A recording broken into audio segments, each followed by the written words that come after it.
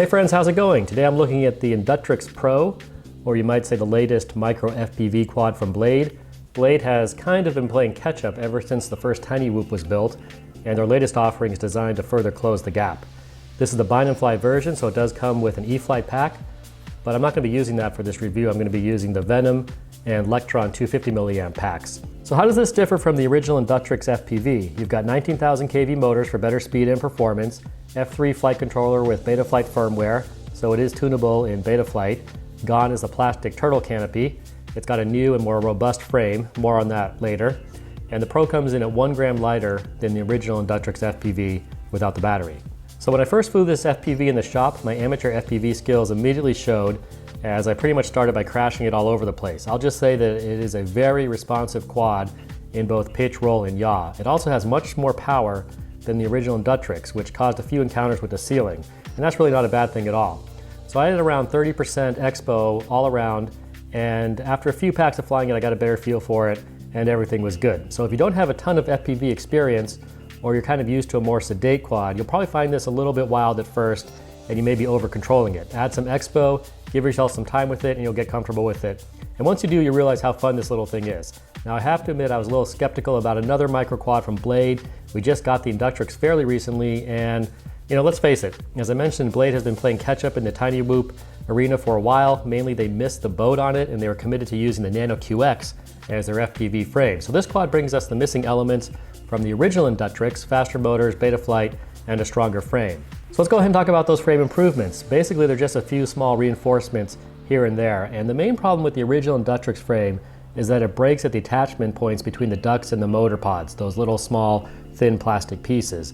And as expected, after a number of typical crashes, probably more than usual, probably more than it would normally take, I did have breaks at those attachment points. So while the frame is probably improved in some ways, the main weakness is still there. They really need to reinforce those small bits of plastic, as those are really holding the whole thing together. It's not good to have to add the frame brace with the extra weight or to replace the frame entirely. To its credit, the quad could still fly pretty well with a single break on those supports, but if you get a couple breaks, you're likely going to need to fix it or replace it. Once you get used to the controls, it's quite stable. You can fly it very slow and get into a very stable hover in angle mode. And here I am just hovering it really close to Joe, and here I am smashing into Ryan. At this point, I've run about 25 packs through the quad, and other than those little frame breaks, it's going strong. I did break in the motors, and I know there's always debate on this, but it's easy, fast, and even if it doesn't help, it doesn't really hurt. And to do that, I just run the quad at low throttle, just enough to run the motors but not take off for about 3 to 4 minutes. That's it. After that, go fly. The reality is, if you fly a lot, none of these motors will last forever, but you should get a good amount of time from them. Flight time is good, I'm happy to say that. Every pack has gone at least 3 minutes easily with power to spare. I did one flight to 3 minutes and 30 seconds in the park and still had power to spare. I'll show that at the end of the video. And again, that is with the Venom and the Electron battery packs. The camera and video transmitter are decent. It doesn't have amazing performance, but it gets the job done. And you're never gonna break that small whip antenna on top. I've also had a small issue with the stock props. After one crash, a prop popped off, and after putting it back on, it started to just pop off in flight, resulting in a crash. So basically they were getting kind of loose and then just popping off randomly. So at that point it needed new props, and rather than replacing with the stock prop, I went with the Raycon 3-bladed props. The Raycon props fit tighter, and they also give the quad a little more speed and punch, so it's kind of a win-win. I'd say rather than getting replacement stock props, get the Raycon props once you have the problem of your prop popping off in flight. Put the quad in Acro mode and you've got as much response and punch as I think you can get right now on a single cell brushed quad. Flips and rolls are possible, and you can do them pretty well, but it does take some practice not to lose altitude with that.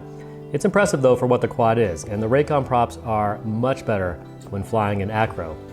All right, so even though I was a little skeptical of this Pro version of the Inductrix and wondering if it was just another sort of one step behind Blade quad, it's turned out to check off some of the important boxes. It's faster, it's more aerobatic and aggressive for those that want that, it does decent Acro flight for a single cell quad, and of course it's betaflight tunable. Now I have not connected it to betaflight or changed anything with the tune, so this is just the stock tune, just bound the quad and went and flew it.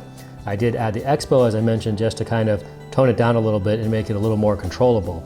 It's also arguably more durable than the previous quad. It did take a little more to finally break those parts, but it broke in the places where I expected it to break, and I really wish that they would just add some reinforcement there and make the quad a little more indestructible. It's a very simple design, so if you do mangle the frame or burn out a motor, replacing those parts will be very easy.